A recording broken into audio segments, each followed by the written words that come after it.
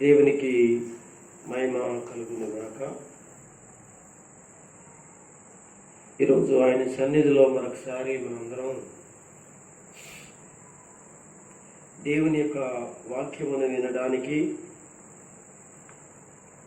దేవుని సన్నిధిలో మనందరం కూడా ఈ విధంగా సిద్ధపడడానికి ప్రభు మనకిచ్చినట్టు ఈ చక్కటి సమయమును బట్టి ప్రభు అయిన యేసుక్రీస్తుని మనందరం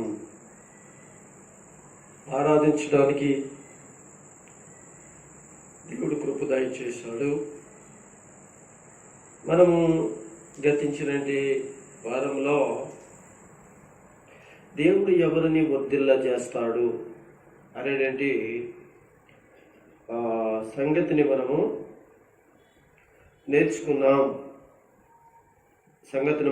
నేర్చుకోవడం జరిగింది. దానిలో భాగంగా ఈరోజు మరికొన్ని సంగతులు నేర్చుకుందాం. గతించిన వారంలో తన యందు భయభక్తులు గలవారిని వర్ధిల్లింపచేస్తాడని, నీతిమంతులను దేవుడు వర్ధిల్ల చేస్తాడని, ధర్మశాస్త్రము ధ్యానించిన వారిని వర్ధిల్ల చేస్తాడని మనము చదువుకోవడం లేక నేర్చుకోవడం, పరిశుద్ధాత్మ దేవుడు మనతో మాట్లాడడం, చాలా ఆశ్చర్యకరమైన విషయాలు మనం తెలుసుకోవడం కృప చూపాడు. ఈరోజు కూడా ఆయన యొక్క ఘనమైన నామమునందు కూడుకుని మనము ఆయన సన్నిధిలో ఉండడానికి ప్రభు సహాయము చేయలాగున ఈరోజు మనము దేవుని యొక్క లేఖన వాక్యమును మనము చూసుకుందాం. బైబిల్ గ్రంథంలోంచి ద్వితోపదేశ కాండము 30వ అధ్యాయము 30వ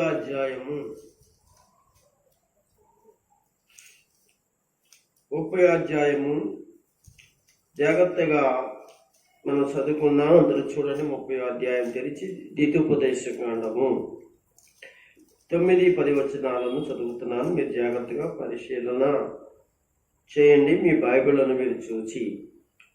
మరియు నీ దేవుడైన యెహోవా నీ చేతి పనులన్నిటి విషయములోను, నీ గర్భఫల విషయములోను, నీ పశువుల విషయములోను, నీ భూమి పంట విషయములోను నీకు మేలు కలిగినట్లుగా నిన్ను వర్ధిల్ల చేయును. ఈ ధర్మశాస్త్ర గ్రంథమునందు రాయబడిన ఆయన ఆజ్ఞలను కట్టడలను నువ్వు గైకొని నీ దేవుడైన యెహోవా మాట విని నీ పూర్ణ హృదయముతోను నీ పూర్ణ ఆత్మతోను నీ దేవుడైన యెహోవా వైపు మళ్ళినప్పుడు యెహోవా నీ పితరుల యందు ఆనందించినట్లు నీకు మేలు చేయుటకును నీ యందును ఆనందించి నీ వైపు మళ్ళెను. ప్రియమైన వర్లారా, చదువుకున్న ఈ లేఖన వాక్యంలో ఇది మూల వాక్యం. ఇందులో 9వ వచనములో ఒక మాట మనకి ఉంది. ఏమిటి అంటే,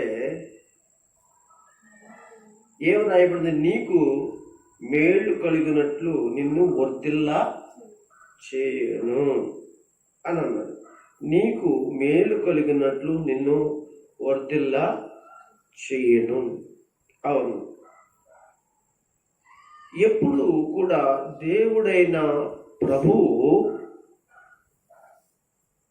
తనను నమ్మిన వారిని గాని, నీతిమంతులుగా బ్రతికేటువంటి వారిని గాని, ధర్మశాస్త్ర గ్రంథమును జాగ్రత్తగా పరిశీలించిన వారు గాని ఎవరైతే ఉంటారో వారిని వర్ధిల్ల చేయడానికి లేక చక్కగా ఆశీర్వదించడానికి ఆయన ఎప్పుడు కృప చూపుతూనే ఉన్నాడు. ఇదంతా బైబిల్ గ్రంథంలో మనం చదువుకుంటే మనకి ఈ విషయాలు అర్థమవుతుంది. అయితే ఈరోజు ఇదే అంశం మీద మరొక కొన్ని విషయాలు ఈరోజు మనము ధ్యానం చేయబోతుండగా పరిశుద్ధాత్మ దేవుని చేతులకు మీరందరూ కూడా అప్పగించుకోండి. బైబిల్లో మరికొన్ని సంగతులు చాలా జాగ్రత్తగా పరిశీలన చేద్దాం. అవి ఏంటంటే, యథార్థవంతులను దేవుడు వర్ధిల్లా చేస్తాడు అని బైబిల్లో రాయబడింది. ప్రియమైన వారులారా, యథార్థవంతులను దేవుడు వర్ధిల్లా చేస్తాడు. అయితే యథార్థవంతులను దేవుడు వర్ధిల్ల చేయాలంటే మనం కొన్ని సంగతులు తెలుసుకోవాలి, నేర్చుకోవాలి. వర్ధిల్లాలి అనుకుంటేనండి ప్రతి ఒక్కరిని బట్టి నేను మళ్ళా చెప్తూ ఉన్నాను. చాలా విషయాలలో మనం వర్ధిల్లాలనుకుంటాం, కానీ ప్రార్థన ఉండదు. మరి ఎలా వర్ధిల్లుతాం? బైబిల్ చదవం, ఎలా వర్ధిల్లుతాం? సమయానికి మనము దేవుని మందిరంలో కూడుకోం, ఎలా వర్ధిల్లుతాం? ఈనాడు క్రైస్తవులు అందరూ కూడా వర్ధిల్లాలనుకుంటారు. వాళ్ళు ఎక్కడ చూసినా, ఏ ప్రాంతంలో చూసినా, ఏ చోట్ల చూసినా వర్ధిల్లాలనుకుంటున్నారు. మంచిదే, దేవుడు వర్ధిల్ల చేయాలనే ఆయనకి ఉద్దేశం ఉంది. కానీ వర్ధిల్లడానికి నువ్వేం చేయగలుగుతున్నావు అనేది దేవుని ప్రశ్న. కనుక నువ్వు వర్ధిల్లాలని చెప్పి నువ్వేం చేస్తున్నావు అంటే రకరకాల పనులు కల్పించుకుంటావు. వర్ధిల్లాలి, పైకి రావాలనే ఉద్దేశంతో ఏయో పనులు చేసుకుంటూ ఉంటుంటావు. మంచిదేనండి. అయితే నువ్వు చేసుకునే ప్రతి దానిలో కూడా దేవుడు ఉండి నిన్ను ఆశీర్వదించాలని, వర్ధిల్లాలి అంటే సమయం కూడా దేవునికి ఇవ్వాలి కదా. నువ్వు దేవునికి సమయం ఇస్తేనే కదా దేవుడు చేస్తాడు. బైబిల్లో దేవునికి సమయం ఇచ్చిన వారే వర్ధిల్లారు. కనుక ఈ రోజున మనం దేవుని సన్నిధిలో యథార్థవంతులు దేవుడు వర్ధిల్ల చేయాలంటే బైబిల్లోనే కొన్ని విషయాలు మనకు ఉన్నాయి. ముందుగా ఒక మాట చదువుకుందాం. సామెతల గ్రంథం తెరవండి. ఒక మాట చదువుకుని ముందుకు వెళ్తే బాగుంటుంది. సామెతల గ్రంథంలో 2వ అధ్యాయము అందరూ చూడండి. 2వ అధ్యాయం ఒకసారి చూద్దాం. 7వ వచనంలో ఈ మాట రాయబడింది. ఆయన యథార్థవంతులను వర్ధిల్ల చేయను, యుక్తి మార్గమున యుక్తి కదండి, యుక్త మార్గమున తప్పక నడుచుకునే వారికి ఆయన కేడుముగా ఉన్నాడు. పరిశీలిద్దాం, గమనిద్దాం. ఏం చేస్తాడు? దేవుని మాట ఎలా ఉంది? ఆయన యథార్థవంతులను వర్ధిల్ల చేస్తాను అని అన్నాడు. ప్రియులారా, ఈ రోజున దేవుడు మన నుంచి కోరుకునేది, లేక సంఘం నుంచి కోరుకునేది, క్రైస్తవ పిల్లల నుంచి కోరుకునేది యథార్థత. అంటే భూమి మీద యథార్థత కోల్పోయిన పరిస్థితులు మనం చూస్తాం. యథార్థత కోల్పోవడం గల కారణం ఏంటంటే, సాతానుడు అనేక ఆశలు మనకు కల్పిస్తూ ఉంటాడు.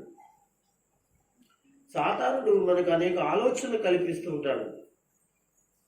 అలాంటి సమయంలో, అలాంటి పరిస్థితులలో యథార్థతను మనం ఏం చేస్తామంటే వదిలిపెట్టేటువంటి పరిస్థితులు ఎక్కువగా మనం చూస్తూ ఉన్నాం. కనుక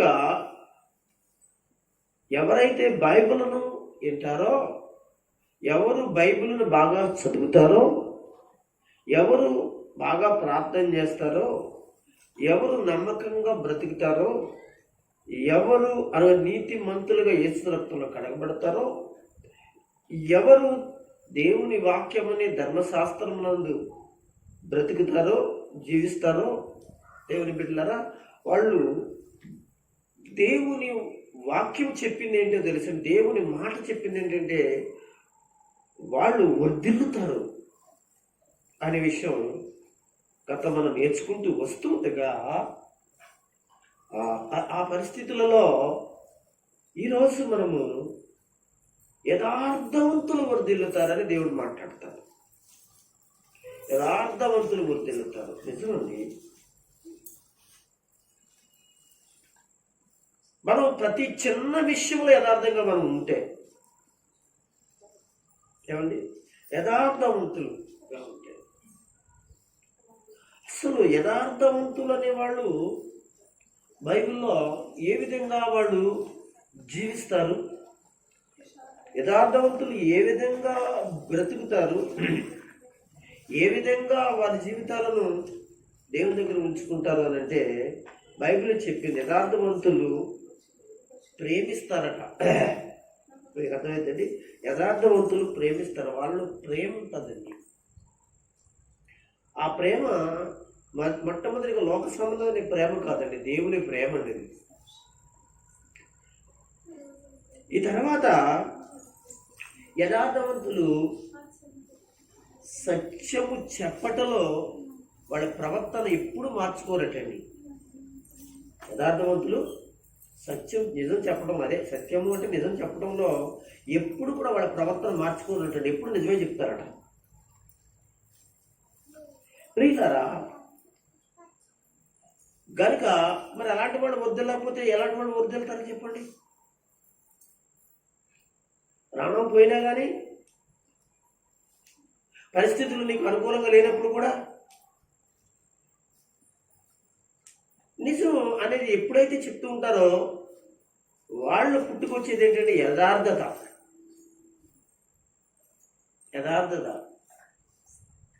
కనుక నేను అంటున్నాను, ఎవరు వర్ధిల్లుతారు అనేటువంటి విషయాన్ని మనం చూసుకుంటే బైబిల్ మనకి దేవుడు మనకి చాలా సంగతులు ఇందులో మనకి నేర్పిస్తాడు. మనం చదువుకునే వాక్యం అనే ఆ సామెతల గ్రంథంలో 2వ అధ్యాయం 7వ వచనంలో చెప్పినట్లుగానే ఆయన యథార్థవంతులు వర్ధిల్ల చేస్తాడో యుక్త మార్గమున తప్పకుండా, యుక్త మార్గమున తప్పక అంటే తప్పగానే మాట చూడండి. ఒకసారి చాలాసార్లు ఇంకా తప్పలేదండి అని అంటారు కదా. అవును. కనుక దేవుని విషయంకి వచ్చినప్పుడు మనం ఇలాగే ఉండాలి. తప్పలేదండి, నేను అలాగే బ్రతుకుతానండి. తప్పలేదండి, మమ్మల్ని అగ్నిగుండంలో వేసేయండి, ఆయన మేము భక్తిని మా యథార్థతను మేము వదలలేదు కదా. బైబిల్ మనకు చెప్తుంది కాదు. యుక్త మార్గం నడుచుకున్నటకు, అది సరైన మార్గం నడుచుకున్నటకు చావునైనా మనం ఏం చేయాలి? మనకి ప్రియమైన వారినైనా మనం ఏం చేసుకోవాలి? దూరమన్నా చేసుకోవాలి, కానీ యథార్థతను దూరంగా పెట్టకూడదు. ఇది ఎవరిలో ఉండాలి అంటే దేవుని పిల్లలనే యేసుక్రీస్తు క్రైస్తవ బిడ్డలో ఉండాలండి. ఈరోజున ఇలాంటి విషయాల్లో చాలా తక్కువగా మనకి కనబడుతున్నారు. ప్రతి చోట, ప్రతి క్రైస్తవ మందిరాలలో, ప్రతి చోట కూడా. కనుక దయచేసి ప్రభు అయిన దేవుడు మాట్లాడుతున్న విషయం ఏంటో తెలుసంటే, ఈ మాట మనం చూస్తే తప్పక నడుచుకోవాలి. నీకు అడ్డులే రానివ్వండి, ఆటంకాలే కలగనివ్వండి, శ్రమలే కలగనివ్వండి, వస్త్రహీనత కలగనివ్వండి, నీ మీద అగ్ని లాంటి శ్రమలు నీ మీద కురుస్తున్నప్పుడు కూడా యథార్థంగా ఉండటం వారికి ఆశీర్వాదమును, అభివృద్ధి అని, వృద్ధిల్లతారని చెప్తున్న భాగంలో దాన్ని మాత్రం మీరు విడుచుకోకండి. మీరు ఆ మార్గంలో మాత్రం తప్పిపోకండి అనేది ప్రభు యొక్క చక్కటి బోధ. అలాంటి వారు చాలా దేవునికరంగా బైబిల్లో మనకి కనబడతారు. బైబిల్ చదివిన వాడికి బాగా అర్థమవుతుందండి. రాజుల గ్రంథాలలో కానీ, అలాగే ఇతర భక్తులు కానీ చాలా బైబిల్ గ్రంథంలో వాళ్ళు నడుచుకునే పరిస్థితులు మనం చూస్తే వాళ్ళు మన జీవితాల్లో కూడా చిన్నదానికి పెద్దదానికి మన జీవితాలను తప్పు మార్గంలోకి వెళ్ళకోకుండా మనం యథార్థంగా ఉండడానికి మనం ఎక్కువగా ఇదే విషయాన్ని మనం హృదయంలో పెట్టుకుని నడవడానికి ప్రయత్నించాలి, చేయాలి అని దేవుడు కోరుతూ, యథార్థవంతులు వర్ధిల్లుతారు. యథార్థవంతులు ఏం చేస్తారు? ప్రేమిస్తారని చెప్పాను. ఇంకేం చేస్తారు? సత్యమును ఏం చేస్తారు, వాళ్ళు ప్రేమిస్తారు, సత్యవర్తనులుగా వాళ్ళు ఉంటారు, వాళ్ళ ప్రవర్తన సత్య ప్రవర్తనగా ఉంటుంది. చదువుతాం బైబిల్లో కొన్ని విషయాలు మనం మాట్లాడుకుంటే ఇంకా కొంచెం మనకు అర్థమవుతుంది. బైబిలే మనకు కావాలి, మనకి ఇంకా ఏ విషయము కాదు. మనకి 11వ అధ్యాయం సామెతల్లోనే చెప్తాడు. చదువుదామా? 11వ అధ్యాయం సామెతలు చదువుదాం. ఏమది రాయబడి ఉందో 22వ వచనం చదువుదాం. సామెతలు 11వ అధ్యాయము కాదండి, 12వ అధ్యాయము 22 వచనం. 12వ అధ్యాయము 22 వచనం. అబద్ధమాడు పెదవులు ఆ దేవునికి హేయములు అంటే చాలా ఇష్టం లేనివంటే మనం అంటే ఇప్పుడు నేను చెప్పాను కదా, ఏమని చెప్పాను? యథార్థవంతులు అనగా సత్యముగా ప్రవర్తించేవారు అంటే మాట్లాడేవారు అని అర్థం. అబద్ధలాడు పెదవులు యెహోవాకి ఏములు? సత్యవర్తనులు. సత్యము ప్లస్ వర్తనులు అన్నది అంటే సత్యవర్తనులు, సత్యముగా ప్రవర్తించేవారు అనే దాన్ని సత్యవర్తనులు అంటారనమాట. ఇక్కడ సత్యవర్తనులు అంటే సత్యముగా నడుచుకునేవారు, సత్యముగా ప్రవర్తించేవారు, సత్యముగా మాట్లాడేవారు అంటే దాన్నే మనం యథార్థవంతులని కూడా మనం చెప్పుకున్నాం. చూడండి, అలా చెయ్యండి, అలా బ్రతకండి. నువ్వు భూమి మీద వెళ్ళకోకుండా దేవుడిని విడిచిపెట్టనే విడిచిపెట్టాడు. ఏమండి, అబద్ధం అనేది చాలా భయంకరమైనది మన వృద్ధుల్లో కదా. అందుకే మనం ఎప్పుడు దేవుడు చూస్తున్నాడు కనుక మనం యథార్థవంతులుగా మాట్లాడాలి. కనుక ఎవరు వర్ధిల్లుతారు అనేదే మన అంశం. గతించిన వారంలో మనకి 4 విషయాలు మనం చెప్పుకున్నాం. ఇప్పుడు మరొక విషయాన్ని కూడా చెప్పుకోవడానికి దేవుడు చెబుతూ ఉన్నాడు.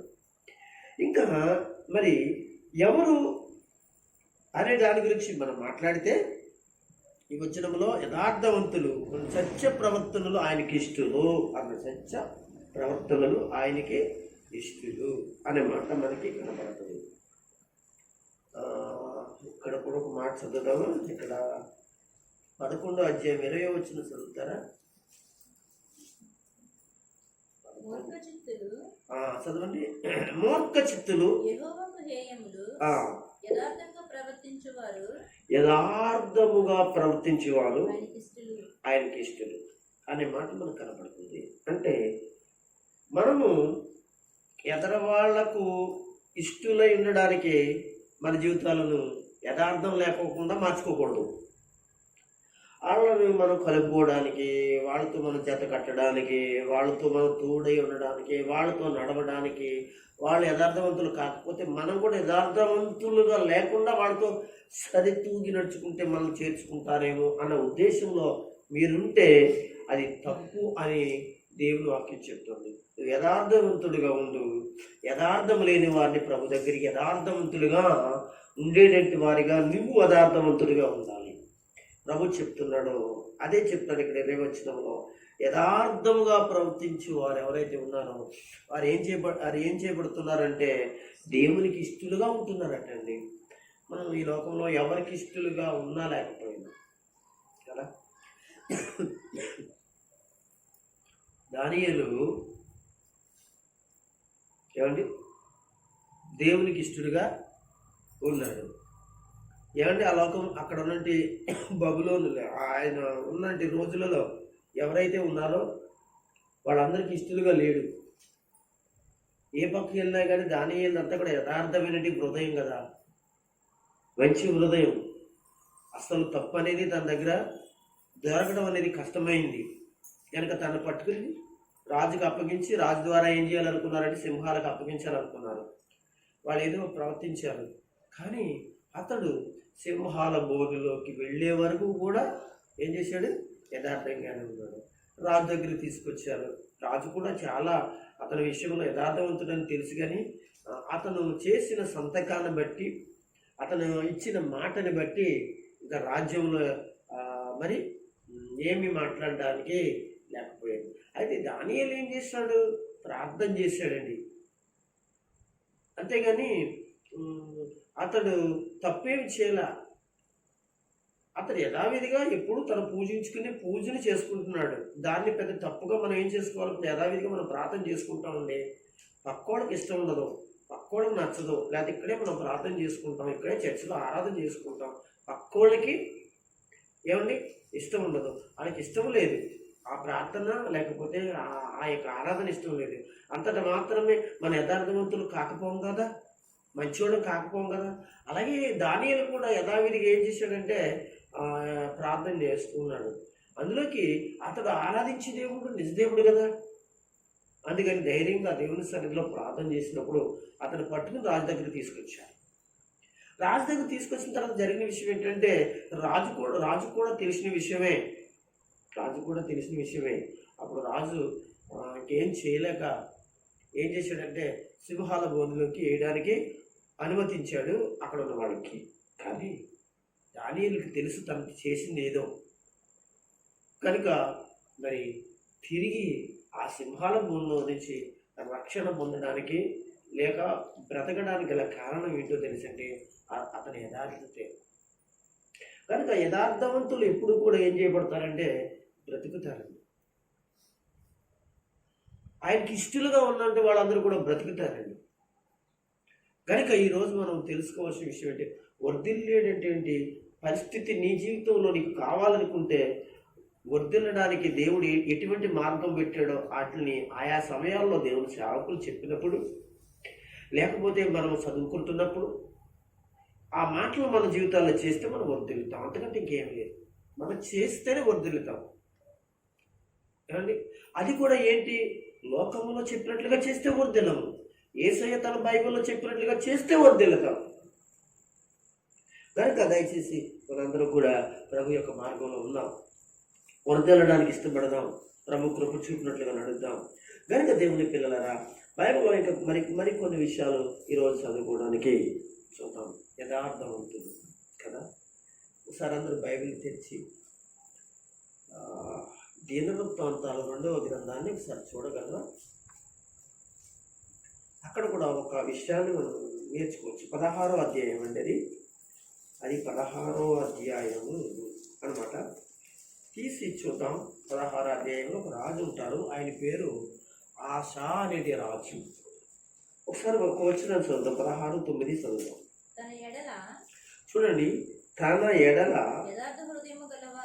యథార్థ హృదయము గలవారిని బలపరచుటకే యెహోవా కనుదృష్టి లోకమందంతటా సంచారం చేయుచున్నది. ఈ విషయమందు చూడండి, అక్కడ చెప్పి మళ్ళా ఇంకో మాట్లాడుతున్నాడు ప్రవక్త ద్వారా దేవుడు. ఏమని? ఈ విషయమందు నీవు మతి తప్పి ప్రవర్తించేవి కనుక ఇది మొదలుకొని మీరు విన్నారు కదా. యథార్థంగా ఉన్నంతసేపు కూడా ఒక రాజుగారికి ఏముందండి? సామాన్యుడికి కూడా దేవుడు సహాయం చేస్తాడు. ఒక రాజుగారి ఉద్దేశం ఏంటంటే ఒక సామాన్యుడు కూడా పైకి వస్తాడు. కనుక మనం గమనించాలి, మొట్టమొదటిగా ప్రార్థన చేసే విషయంలో యథార్థంగా ఉన్నామా? దేవుని దగ్గరికి వచ్చే విషయంలో యథార్థంగా ఉన్నామా? ఇంకా ఉన్నాయండి. మనం దేవుని మందిరంలోకి వచ్చిన తర్వాత కూర్చున్న విషయంలో యథార్థంగా ఉన్నామా? మాట్లాడే విషయంలో యథార్థంగా ఉన్నామా? దేవుడు ఇవన్నీ చూస్తాడు కదండి. మనం అనేక ప్రాంతాలకు అనేక చోట్లకి వెళ్తూ ఉంటాం కదా. దేవుడు మనతో ఉంటాడనే విషయం బైబిల్ చెప్పింది కదా. మరి మనం వెళ్తున్న ప్రతి చోట్ల పరిస్థితుల్లో మనం అక్కడ యథార్థంగా ఉన్నామా? ఆలోచిద్దాం. దీన్ని మనం ఆశీర్వదించబడడానికి మనకి ఇంకా అంతకంటే మార్గం ఏమి లేదండి. ఇవన్నీ మనం చేయకోకుండా మనం పైకి రావాలంటే ఎక్కడ వస్తామని చెప్పండి. మనం ఉండవలసిన చోట ఆ సమయంలో ఉండకోకుండా ఎక్కడో ఎక్కడో వదులుతాం. మనం ఎంతకాలం బ్రతుకుతామో మనకు తెలియదు. ఎంతకాలం మన భూమి మీద మన కుటుంబంలో మనం ఉంటామో మనకు తెలియదు కదా. ఆ పరిస్థితిలో, అలాంటి స్థితిలో మనం నిండారుగా ఆలోచించాల్సిన విషయం ఏంటంటే సంఘము యథార్థవంతులు గనుక తన ఎడల ఇక్కడ ప్రారంభించాడు. తన ఎడల ఆలోచించాడు. దేవుని ఎడల దేవుని ఎడల తన ఎడల యథార్థ హృదయము గల వారిని. ఏమంటే ఎవరిని పడితే వాళ్ళని వద్దుల చేసేస్తాడా చెప్పండి? ఇప్పుడు లేకుంటాం, ఇంకొక చెప్పి ఒక లేకుంటాం, ఈ వారం ఒక లేకుంటాం, వచ్చే వారం ఒక లేకుంటాం. నీ యొక్క హృదయంలో ఇన్ని మార్పులు కలుగుతున్నది విషయాన్ని దేవుడు చూస్తూ ఉండి నిన్ను ఎలాగ వర్ధల చేస్తాడని అనుకుంటున్నావు కదా. అది ఎవరండి? అందరిని గురించి మాట్లాడే విషయం ఇది. ఇప్పుడు స్త్రీలని లేదు కదా, పురుషులని లేదు కదా, అందరు భక్తులు.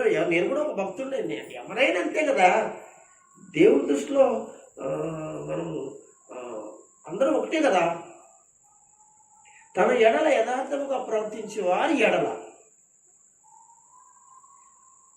వాడు గొప్పడవుతున్నాడు, వాడు మంచివాడు అవుతున్నాడు, డెవలప్ అవుతుంది, చేస్తున్నాడు అనే విషయం మనం చేసినప్పుడు ఒక దేవుని పట్ల అతడు యథార్థంగా ఉన్నాడనే విషయాన్ని మనం మర్చిపోకూడదు. కనుక ఇక్కడ ఈ రాజు ఆశ అనేటువంటి రాజు.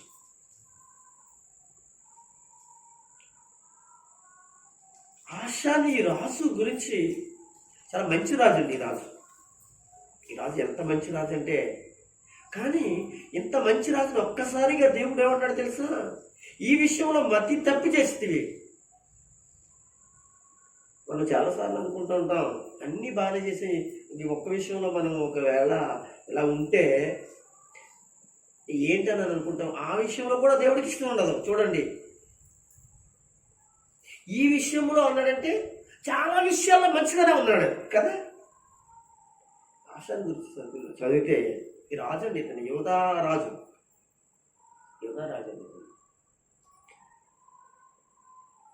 ఇశ్రాయేలు రాజులు వేరు, యోధా రాజులు వేరు.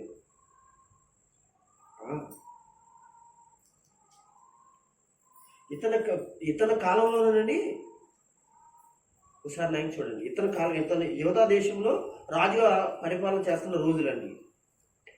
ఇతను చేస్తున్నప్పుడే ఇశ్రాయేలు 10 గోత్రాల వారికి ఇశ్రాయేలుకి రాజు ఎవరంటే అండి అహాబు. అక్కడే ఆయన పరిపాలన చేస్తున్నాడు, యోధా దేశంలో ఈయన పరిపాలన చేస్తున్నాడు. ఏంటండి? కానీ ఇశ్రాయేలు అనగా 19 మంది రాజులని చాలాసార్లు చెప్పాను. వాళ్ళందరూ కూడా దేవునికి విరోధమైన పాపాలు చేశారు, తప్పులే చేశారు, ఆ ప్రజలను పాపంలోకి నడిపించారు. ఇశ్రాయేలు 10 గోత్రాల వల్ల సర్వనాశనం అయిపోవడానికి ఆ రాజులే కారణులై చేసినట్టు ఘోరమైనటి పాపములు ఏంటో తెలుసంటే, వాళ్ళు దూడలను పెట్టుకుని, బయలుదేవతలను పెట్టుకుని, రకరకాల యొక్క చెట్ల కింద వాళ్ళు ఏం చేశారో తెలిసినటువంటి బయలుదేవతలను పూజించి, చెట్లను పూజించి, మెట్లలోని వాళ్ళ యొక్క బలిపీఠాలు కట్టించి, ఉన్నత స్థలాల్లోని వాళ్ళు చేసినటువంటి భయంకరమైన దోషం దేవుని దృష్టిలోకి భయంకరంగా ఉంది. అయితే యోధా రాజులు పర్వాలేదండి. యోధా రాజులు కొంతమంది పర్వాలేదు. ఆశ అండి, హిజ్కియా, యోతాము, ఆహాజు, ఏమండి ఇలా ఇంకా కొంతమంది రాజులు ఉన్నారు. చక్కగా చాలా పర్లేదు, వాళ్ళ మీద కొంచెం బెటరు. కానీ ఒక్కొక్కసారి వాళ్ళని చూస్తూ ఉండేవారు ఎవరిని అవతలను చూస్తుండి వీళ్ళు కూడా చిన్న చిన్న తప్పులు. అప్పుడు దేవుడు ప్రవక్తలు పంపి ఏంటి వాళ్ళని చూసి నువ్వు తప్పు చేస్తున్నావని ప్రవక్తల గ్రంథాల్లో రాస్తావు. ఎవరిని చూసి తప్పు చేస్తున్నావు? మేక గ్రంథంలో చదివితే చెప్తాడండి ఈ విషయాలన్నీ కూడా. ప్రవక్తల గ్రంథాలు, ఈ యొక్క దినవృత్తాంతాల గ్రంథాలు, రాజుల గ్రంథాలు, ఇవన్నీ కూడా దగ్గర పెట్టి చూసుకుంటే మనకి రాజుల చరిత్రలో లేకపోతే రాజుల విషయాలన్నీ కూడా మనకు అర్థమవుతుంది. గర్దిస్తారండి, మేక కూడా గర్దిస్తాడు, యోధాను గర్దిస్తాడు. నువ్వు ఎవరు చూసి యెరూషలేమునండి ఇశ్రాయేలుని చూసా, నీ సహోదరుని చూసా అంటాడు. మరి చోట్ల నీ పాపం చేస్తాను, నీ సహోదరుని అదే ఇశ్రాయేలీలు, యోధావాడు, వీళ్ళిద్దరు కూడా సహోదరులే కదా. ఒక చోట్ల అయితే అక్క చెల్లెళ్ళు అన్నట్టుగా పిలుస్తారు. నాకు కొన్ని పేర్లు కూడా పెట్టాడు. ఎవరో డాక్టర్ అయినండి యెహెజ్కేలు, వాళ్ళ పేర్లు పెట్టాడు.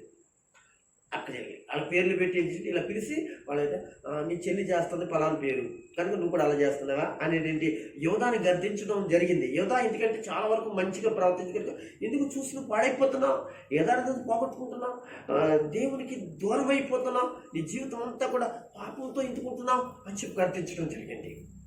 అయితే ఈ యోధా రాజు ఏంటంటే ఎవరండి? ఆసా. మంచి రాజు అండి, మంచి రాజు. ఇతడు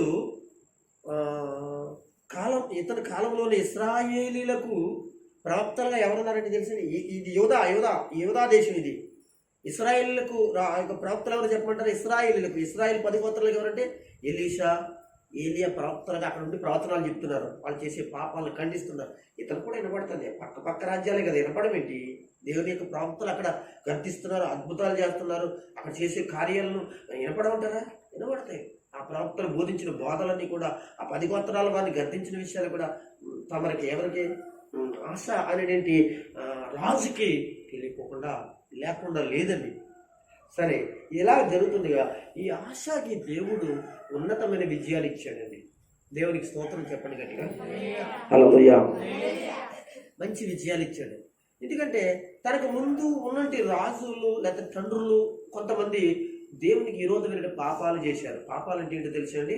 దేవుని విడిచిపెట్టి, ధర్మశాస్త్రాన్ని విడిచిపెట్టి విగ్రహారాధన చేస్తూ బలిపీఠాలు కట్టించి, ఏ బలిపీఠాలు? విగ్రహారాధన బలిపీఠాలు. మీకు అర్థం? బలిపీఠాలు అనగానే అనమాట యెహోవా బలిపీఠాలు కాదు, యెహోవా బలిపీఠాలు ఉన్నాయి, విగ్రహారాధన సంబంధమైన బలిపీఠాలు కూడా ఉన్నాయి. మీకు అర్థం? యెహోవా బలిపీఠంలో దగ్గర బలిపీఠం మీద ధూపాలు వేసేవారు, వాళ్ళు కూడా ధూపాలు వేసేవారు. ఆ బయలుకి ఏం చేసేవారంటే ఆస్థానస్తు దేవతలకు, పిలిపిలి దేవతలకు, అమూరీల దేవతలకు, ఇలా ఒక్కడ కదండి, ఇలాంటి దేవతలు అన్నింటినీ కూడా వీళ్ళు ఏం చేశారంటే చేస్తుండారు. అసలు దేవుడు ఈ కానాను దేశంలో ప్రవేశించక ముందే చెప్పారు, వాళ్ళ దేవతల పేరు చెప్పి వాళ్ళు పూజిస్తున్నవి, వాళ్ళు చేస్తున్న పనులు మీరు చేయకుండా అని చెప్పేసి దేవుడు చెప్పాడు. కొంతవరకు పర్వాలేదు. కొంతకాలం అయిపోయిన తర్వాత ఏమైపోయిందంటే చేసినట్టు రాజులు చేసిన పరిస్థితులను బట్టి ఇశ్రాయేలీలందరూ కూడా అలాగ తిరిగిపోయారు. అది దేవునికి కోపం వచ్చింది. ఆ రాజ్యాలన్నీ కూడా, ఆ ప్రజలందరూ కూడా దేవుని ఉగ్రతకు ఏమైపోయారంటే చోటించి ఇక బబులోని యొక్క చెరగ వెళ్ళిపోవడము, ఆషూరులకు చెరగ వెళ్ళిపోవడము, ఐగుప్తు దేశములకు చెరగ వెళ్ళిపోవడము, మళ్ళీ ఇంకెవరు సిరియాలకు చెరగ వెళ్ళిపోవడము, ఇలాగా ఇశ్రాయేలు దేశంలో ఉన్నటువంటి ఆ యొక్క 12 గోత్రాలలో విడిపోయినటువంటి 10 గోత్రాలు 2 గోత్రాలను చేశాడు. ఈ 2 గోత్రాలకి రాజులైనటువంటి వారి గురించి పర్వాలేదు, ఆశ కూడా పర్వాలేదు. కానీ దేవుడు ఏం చేశాడో తెలిసి కృప చూపాడు. ఇక్కడ ఒక విషయం మనం చెప్పుకొని ముందుకు వెళ్దాం. ఎందుకంటే ఇక్కడ తన ఎడల యథార్థముగా ప్రవర్తించే వారిని బలపరచుడికే యెహోవా కనుదృష్టి లోకమంతా సంచారం చేస్తుంది. కానీ దేవుని కన్నులు లోకం అంతా సంచారిస్తుంది. ఆయన ఒక్కసారి కళ్ళెట్టి చూడడానికి ఇటువంటి చూడక్కర్లే, ఆయన కళ్ళు తీరిస్తేనే మొత్తం అందరూ కనపడతా ఉంటుంది. మన మాటలు ఎలాగున్నాయో, మనం ఎలాగున్నామో, మనం ఎక్కడున్నామో, మనం ఏం ఆలోచిస్తున్నాం, మనం ఏం చేస్తున్నాం అంతా ఆయనకి తెలుసండి. కనుక దేవునికి మరుగైనది ఏదీ లేదంటే, పాతాళం మరుగు లేదంటే ఆయనకి. పాతాళం మనం చూడగలం, కిందకి చూస్తే పాతాళం కింద ఉంది, కనపడుతుందండి మనకి. సరే, పైన మోక్షలో లోకాన్ని చూద్దామని అంటే పరలోకం చూద్దామని పైకి చూస్తే మనకు కనపడతా కాదు. ఆయన ముల్లోకాలను అనగా ఆయన 2 కళ్ళతో చూడగలిగిన దేవుడు. ఏం జరుగుతుందో, పరలోకంలో ఏం జరుగుతుందో తెలుసు, భూలోకంలో ఏం జరుగుతుందో తెలుసు, పాతాళ లోకంలో ఏం జరుగుతుందో ఆయనకి తెలియని దేవుడు కాదు. అందుకే దేవుని పిల్లలు మనం భయపడదామండి, భక్తిగా ఉందామండి, యథార్థంగా ఉందామండి, ఉప్పు నుంచి ప్రారంభిద్దామండి. మన జీవితాల్లో, మన నోటి నుంచి వచ్చేది, మన హృదయంలో చొచ్చుకుని వస్తున్నట్టు ప్రతి పాపాన్ని, అపవిత్రత దేవుడికి ఇష్టం లేని పరిస్థితులన్నింటినీ మనం ఏం చేద్దామంటే తెలుసా, దూరపరుచుకుని యథార్థవంతులుగా ఉందాం.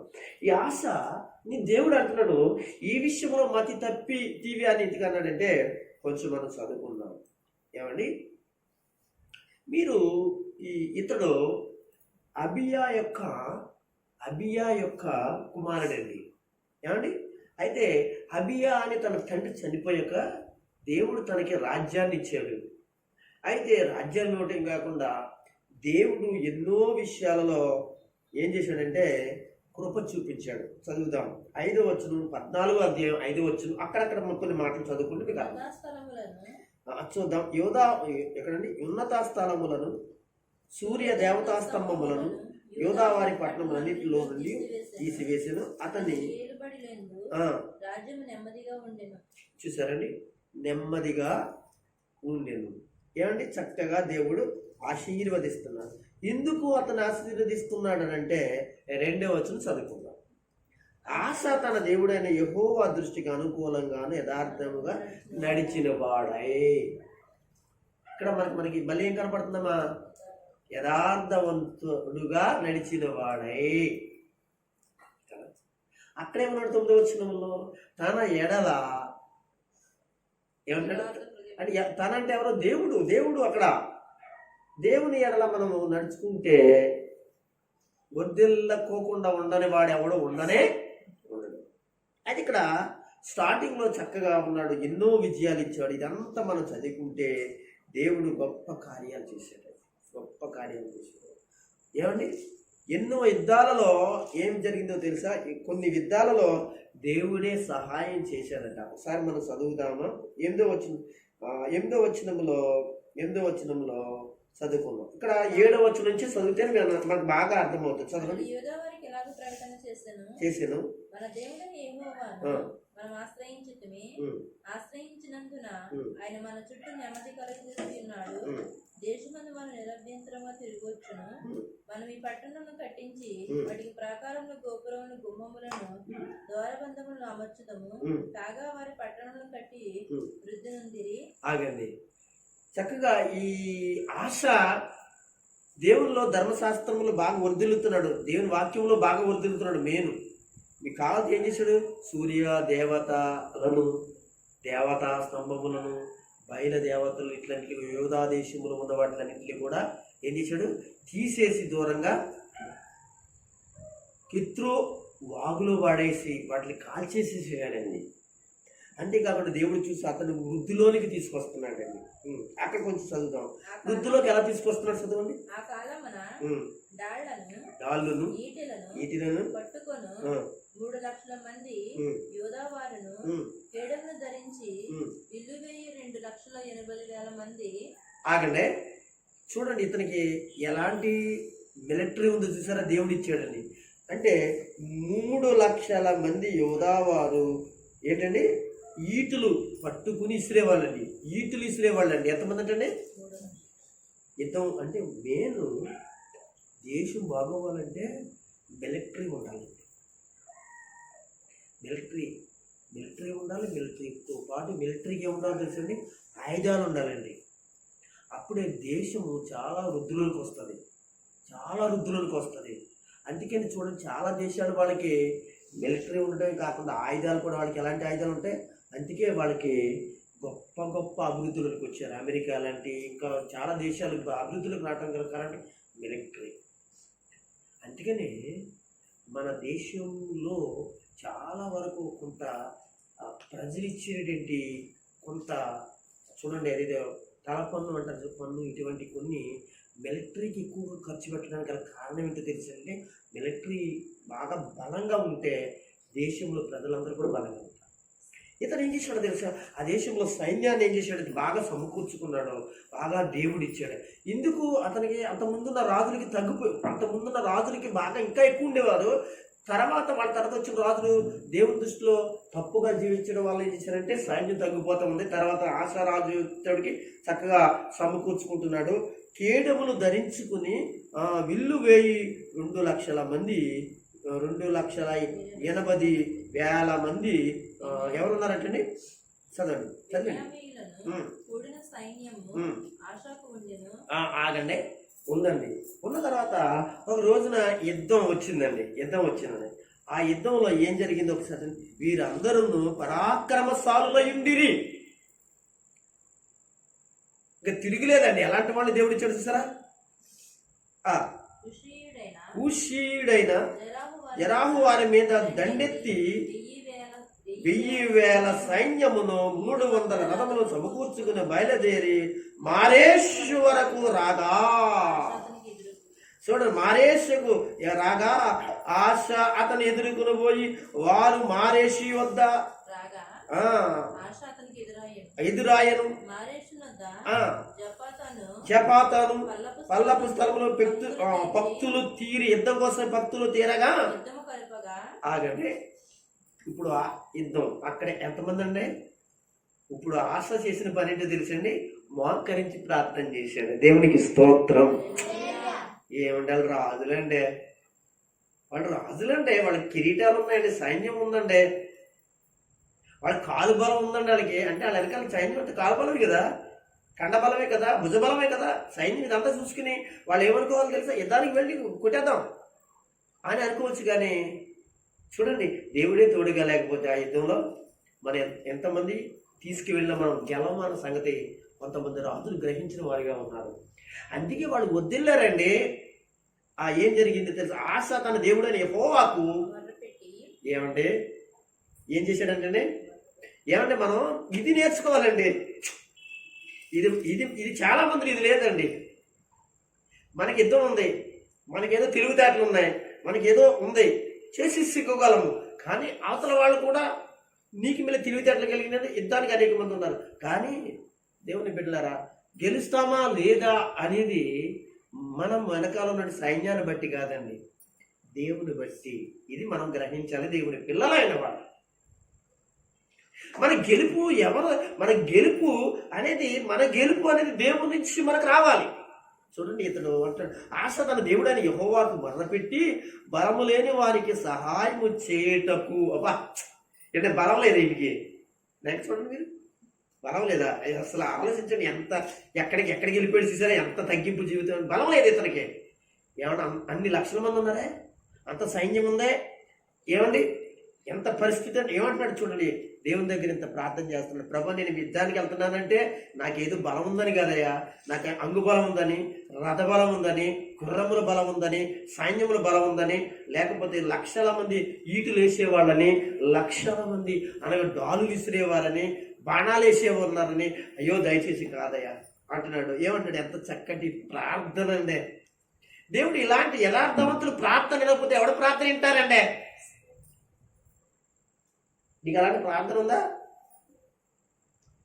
దయచేసి మనకున్న 10 రూపాయల్లో, మనం సంపాదిస్తున్న 10 రూపాయల్లో మనం అది చూసుకుని ముచ్చిపోయామంటే అది సంపాదించడానికి, అది కష్టపడడానికి లేకుండా చేసే రోజు ఒక రోజు పరిస్థితులు మారిపోతాయి. ఇది ప్రవచనం, దేవుని వాక్యం ప్రకారం. అవును, దేవుని కన్నా ఎక్కువ ఏది కాదు. మనం ఏ అనుకుంటున్నాం అంతే. ఇప్పటికే జరుగుతున్నాయి చాలా పరిస్థితులు.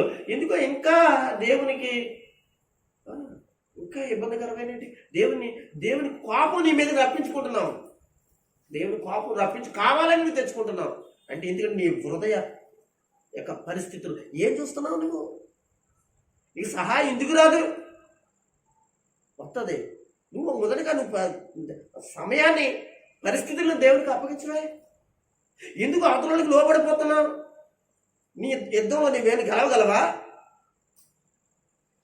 తర్వాత చూస్తే మనకు అర్థమవుతుంది అనమాట. దేవుని పిల్ల ఇలాంటి పరిస్థితులు ఎందుకంటే బైబిల్ పూర్తిగా చదివి, అందంగా చదివి, అదేంటో మనం అర్థం చేసుకుంటే మనం ఎలాగ బ్రతకాలనేది మనం దేవుని బిడ్డ లోకం మీద ఆధారపడ్డాం కాదు, ఏదో దేని మీద ఆధారపడ్డాం. ఈ రోజున ప్రతి ఒక్కళ్ళు ఆదివారాలు మరీ దారుణంగా అయిపోయింది. అందరూ ఏమనుకుంటున్నారు వాళ్ళంటే వాళ్ళ విజయం పొందిన వాళ్ళు కదా, అపజయం పొందిన వాళ్ళండి, పడిపోయిన వాళ్ళు అందరూ.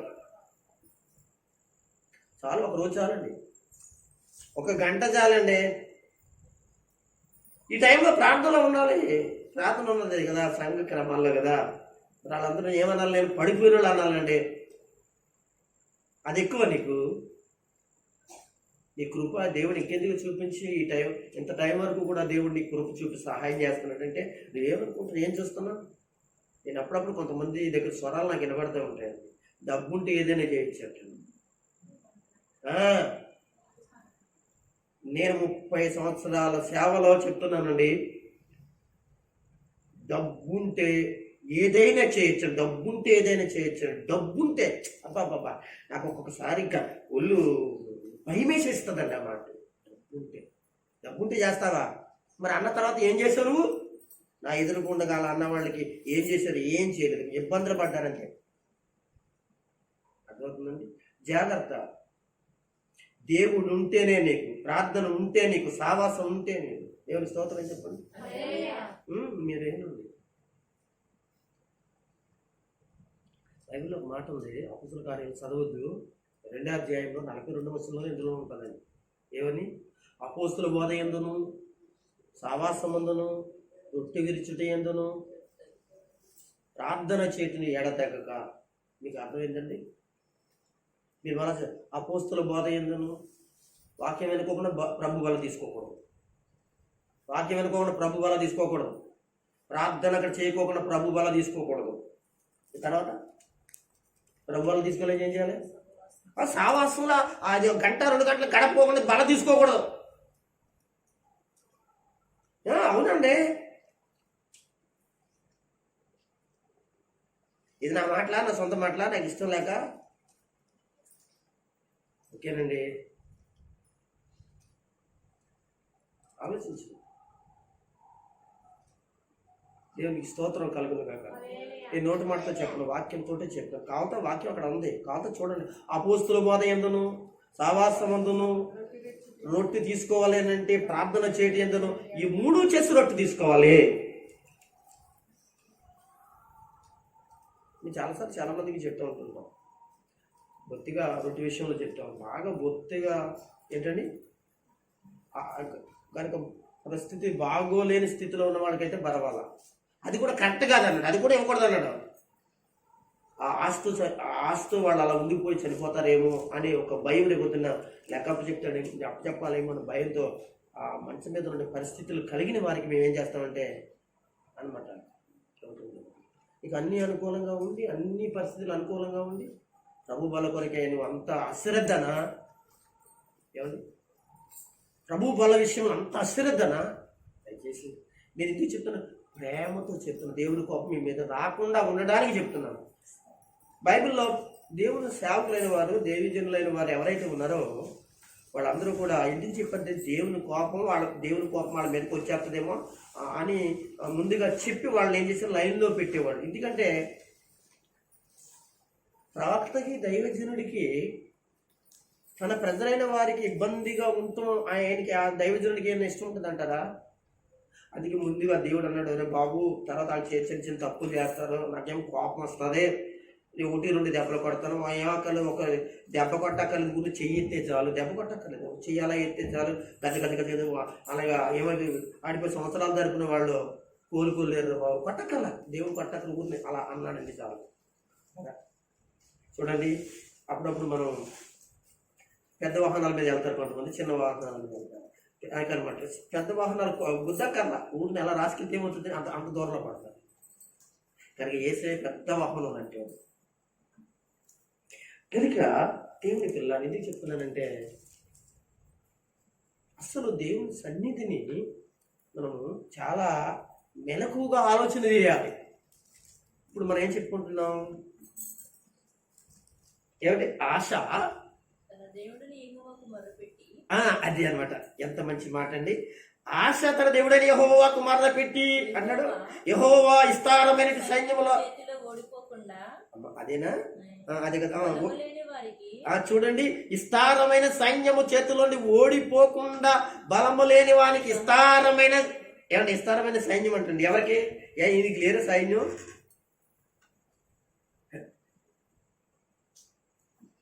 ఒక మాట చెప్పండి మీకు, అది 10 దెబ్బలు కొట్టి నేను 2 దెబ్బలు కొట్టినా అన్నట్టుగా మాట్లాడే వాళ్ళు లేరంటారా? అండి అలాగే అంత విస్తారమైన సైన్యం ఉంది, ఇతని దగ్గర సైన్యం ఉంది. కానీ వాళ్ళు ఒకవేళ మా సైన్యాన్ని 100 మంది చంపారనుకో, మేము 10 మందిని చంపలేమా అని మూర్ఖించి ఎదరికి వెళ్ళొచ్చు. కానీ మీకు అర్థమైందండి? మూర్ఖించి వెళ్ళొచ్చు. కానీ ఏమంటున్నాడు? సులువుగా సునాయసంగా యుద్ధం చేసే దేవుడు నా పక్షాన ఉండగా ఎందుకు ఈ తొందరపాట్లు నాకు అని దేవుని దగ్గరికి వెళ్ళిపోదాం డైరెక్టర్ ఏం చేసినాడా అంటున్నాడు. ఆశ తన దేవుడైన యెహోవాకు మొరపెట్టి ప్రార్థన చేస్తూ అంటున్నాడు కదా, యెహోవా విస్తారమైన సైన్యము చేతిలో నుండి ఓడిపోకుండా బలము లేని వారికి సహాయము. ఈ మాట నాకు చదివినప్పుడు హిజ్కియా కూడా ఇలాంటి ప్రార్థన చేస్తాడు తెలుసా? హిజ్కియా కూడా ఇది రాజులు అంటే వీళ్ళందరూ రాజులు మనంతరంలో ఉండే ప్రపంచాన్ని ఏలిన రాజులండి వీళ్ళు. బైబిల్లో చక్రవర్తులు అండి, రాజులు కూడా కాదు, చక్రవర్తులు వీళ్ళ కింద అనేక మంది రాజులు ఉన్నారండి. చూడండి వీళ్ళ ఎంత దీనత్వం అండి. దేవుని పాదాల దగ్గర చేరి ప్రార్థన చేయడానికి, మనంతరం అండి దేవుని పాదాల దగ్గర చేరి ప్రార్థన చేయడానికి అల్పులం అండి, గడ్డి పరకలు అంటున్నాం అండి. ఇప్పుడు కాసేపటికి నీ వాక్యం చెప్పిన తర్వాత నేనేమవుతానో నాకే తెలియదు అండి. అవునంటారా? నేనేం చెప్పగలను? నేను నా గురించి నేనేం చెప్పుకోగలను? గొప్పగా చెప్పుకోలేను కదా. వాక్యం చెప్పిన తర్వాత వాక్యం జరుగుతున్నప్పుడు ఏం జరుగుతుందో నాకే తెలియదు. అలాంటి స్థితిలో ఉన్న మన జీవితాలు దేవుని చేతులకు అప్పగించుకుంటే ఎంత మంచిదంటారు. ఆలోచించి ఏమంటారు అక్కడ? బలము లేని వానికి సహాయం చేయుటకు నీకన్నా ఎవరు లేరు. బా, లేరా? సన్నాయి చూడండి, లేరా?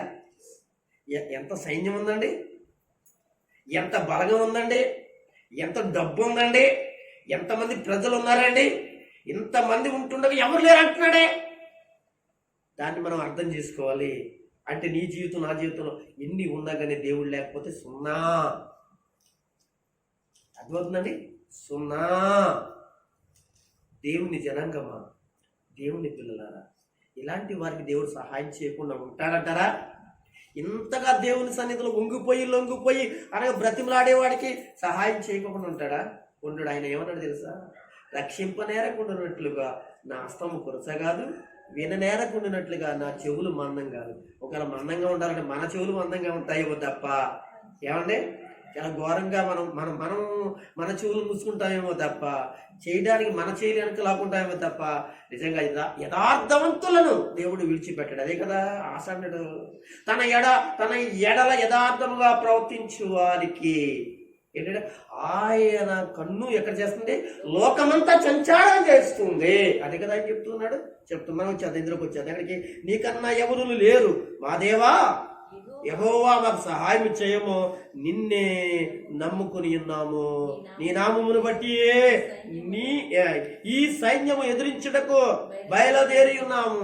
అబ్బా, ఎలా బయలుదేరారంటే మాకు ఉంది కానీ అది నీ నామాన్ని బట్టి, నిన్ను బట్టి ప్రభువా. యెహోవా నీవే మా దేవుడు, నరమార్తులు నీ పైన జయము వందనీయకము. చూడండి అని ప్రార్థించాను. ఏమంటాడు? నీ నామాన్ని బట్టే బయలుదేరుతున్నాం ప్రభువా. ఏం పెట్టుకున్నాం మేము ముందు? నిన్ను పెట్టుకున్నాం ప్రభువా. నిన్ను పెట్టుకున్నాం ప్రభు. ఏమంటున్నా? దేవుని పెట్టుకుంటే మన జీవితాలు కూడా జరుగుతాయి. బయలుదేరి ఉన్నాము, నీవే మా దేవుడు, నరమాత్రులు నీ పైన. ఏమండి దేవుని మీద మనం నగ్గగలమంటారా? ఎవరైనా దేవునిని అనగా దేవుని పైన దగ్గిన వాళ్ళు ఎవరైనా ఉన్నారా? లేదండి. అసలు బైబిల్ ఆదికాండాన్ని ప్రకటన గ్రంథం వరకు చూస్తే దేవుని మీద విజయం పొందిన వాళ్ళు ఎవరైనా ఉన్నారంటే ఇప్పుడు వరకు ఎవరు పొందలే. చక్రవర్తులు పొందలే, రాజులు పొందలే, దేశాలు పొందలే. దేవుని పిల్లలారా అంటున్నాడు, పొందలేదని చెప్పగా. ఏమండి? ఆ యుద్ధంలోనికి వచ్చేవారు యెహోవా ఎవరు? ఆ కూషీలకును ఆశా ఎదుట యూదావారి ఎదుటకును నిలవలేక వారిని మొత్తినందున వారు పారిపోయిరి. హల్లెలూయా చెప్పండి. మీకు ఇక్కడ ఏమర్థం అవ్వాలి? మీరు చదవండి నా మాట. కాదు, 12 వచ్చింది. యెహోవా ఆగండి. మీరు ఒకసారి ఆయన చూడండి, కలిపేస్తే మీకు అర్థం. యెహోవా ఒక పని చేశాడట. ఏం చేశాడు ఆ పని? ఇప్పుడు చదవండి. ఆ కూషీలను ప్రార్థన చేసినట్టు భక్తుడు యథార్థవంతుడు ఎవరున్నాడో అతను ఎదుట,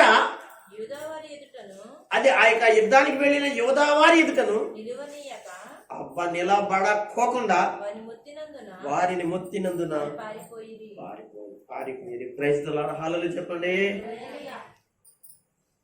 ఇక్కడ ఒక మాట చెప్పాలంటే యుద్ధం చేయకుండా యుద్ధంలో గెలిచారటండి. ఇప్పుడు చూడండి, మొత్తినందున అని దాని కదండి. అయితే మొత్తినందున అంటే అక్కడ దేవుడు ఏదో కార్యం చేశాడు, వాళ్ళు ఏదో బలహీనత కలిగించాడు, ఏదో పరిస్థితులు జరిగాయి, వాళ్ళు యుద్ధం చేయడానికి బలహీనలు అయిపోతున్నారు. ఏమన్నా తెలియదు, ఎలాంటి ఎఫెక్ట్ వచ్చిందో తెలియదు, ఎలాంటి వైరస్ వచ్చిందో తెలియదు. అక్కడ మీకు అర్థమైతే దేవుడు తలుచుకుంటే ఏదైనా చేయగలరు. అప్పుడు ఏం చేయగలరు? యుద్ధం చేయగలరా? మన వాళ్ళ కదా రాజా, దయచేసి సైన్యాధిపతి, మన వాళ్ళందరూ కూడా ఎందుకు బలహీనలు అయిపోయారు, దయచేసి మనం ఎక్కడికి వెళ్ళిపోదాం, పారిపోదాం అని పారిపోయారండి. మొత్తినందున చూసారా, దేవుడైన ప్రభు చేసేటి అద్భుతమైన విషయాలను మనం ఆలోచన చేద్దామండి. దేవుడు చేసే కార్యాలు దేవుని పిల్లలారా అద్భుతాలండి. ఎక్కడ అంటున్నాడో అప్పుడు ఏం జరిగింది తెలుసు. అప్పుడు ఏం జరిగిందో 13వ వచనంలో ఆసాయును అతనితో కూడా ఉన్నవారును గేరారు వరకు వారిని తరమగా ఖుషీలు ఏ భయం చేత? ఆశా భయం చేత అండి. నెక్స్ట్ చూడండి, ఆశా భయం చేత అంటారా? లేకపోతే యోధా వారి యొక్క లక్షలాది మంది యొక్క సైన్యం యొక్క యోధా ప్రజల యొక్క వాళ్ళు చూసి భయపడ్డారా? వీళ్ళు అక్కడ ఏం రాశారు చూసారు? మనం గమనించాలి బైబిల్ని. దేని చేత అక్కడ మాట్లాడుతున్న మాట గమనించాలి. గేరారు వరకు వారిని తమరగా ఖుషీలను మరలా భక్తులు తీర్చలేకపోయి. భక్తులు అంటే యుద్ధానికి వెళదాం, మరలా చెత్తపడదాం. ఏమండి ఒకసారి యుద్ధానికి వెళ్తారు, మళ్ళీ రెస్ట్ కోసం లేకపోతే దేనికోసం మళ్ళీ వెనక వచ్చారు అనుకోండి, మళ్ళీ భక్తులు తీరి ప్లాన్ చేసుకుంటారు. అలా వెళ్తే బాగుంటుంది, వెళ్తే భక్తులు తీరి అని మీరు ఎలా ఉండాలి ఆలోచన. ఇలా భక్తులు తీరి ఇంకా మానేశారంటే మనం వద్దు, మన ప్లాన్లు వద్దు, మన వద్దు దయచేసి. ఎందుకు వద్దు చదవండి. ఎందుకొద్దు? యెహోవా భయము చేత, ఆయన సైన్యపు భయము చేత. ఇట్లరా ఏదో ఒక అన్యుడు భయపడ్డాడండి. ఈ రోజున ప్రభు బిడ్డడమైన నీకు భయం ఉందా? చర్చికి వస్తున్నావు ఇన్ని రోజుల నుంచి భయం ఉందా?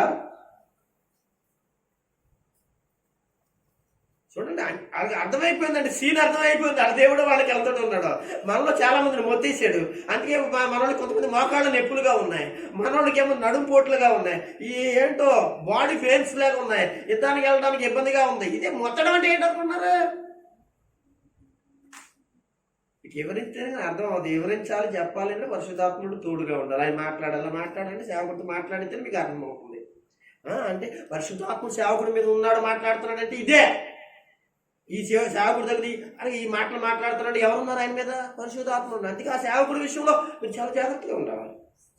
మేము మా తాతలు చెప్పిన విషయాలు, మా తండ్రులు చెప్పిన విషయాలు ప్రసంగాలు చేయము. మేము చేసే పాస్టర్ గారు మా తాత ఇలాగా, మా మామ ఇలాగా, మా అమ్మమ్మ ఇలాగా అని చెప్పేసి, లేకపోతే మా నాన్న ఇలాగా అని సాక్ష్యాలు చెప్పుకుని వాక్యాలు చెప్పము.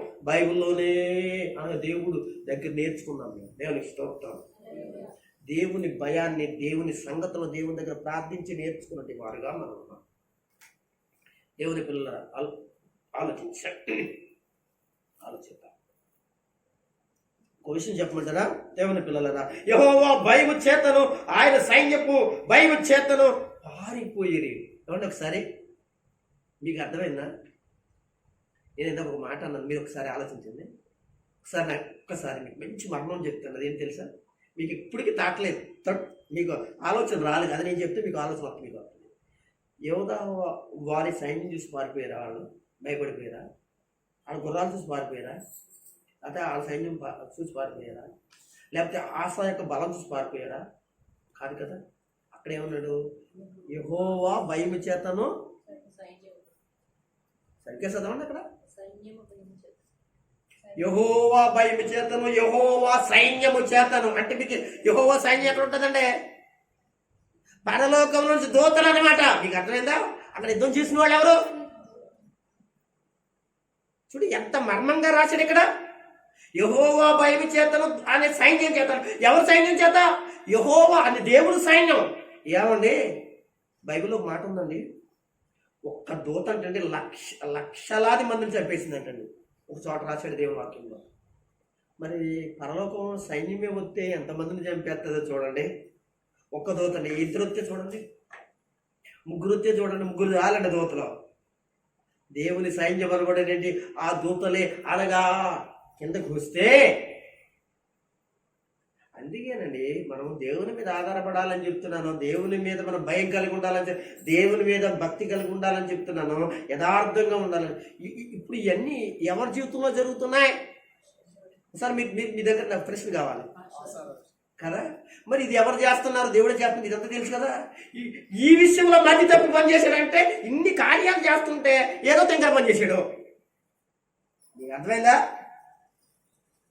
ఇన్ని గొప్ప కార్యాలు ఎవరు చూశారు? ఆశ చాలా మంచి రాజు అండి.